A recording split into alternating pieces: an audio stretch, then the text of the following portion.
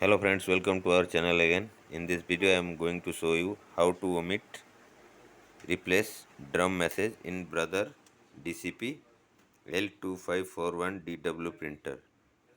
So first of all, open the cartridge cover or drum cover, then press and hold OK button for 2 seconds. Here you can see the message cover is open. Press and hold key OK button for 2 seconds.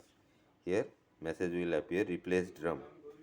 Upper arrow key for yes, down arrow key for no. We have to press upper arrow key and our replace drum is accepted.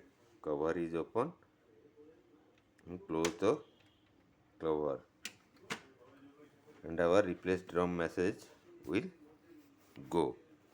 So this is the procedure how to omit the replace drum message in Brother DCP 2541DW series printer or any Brother DCP series printer. Thank you very much.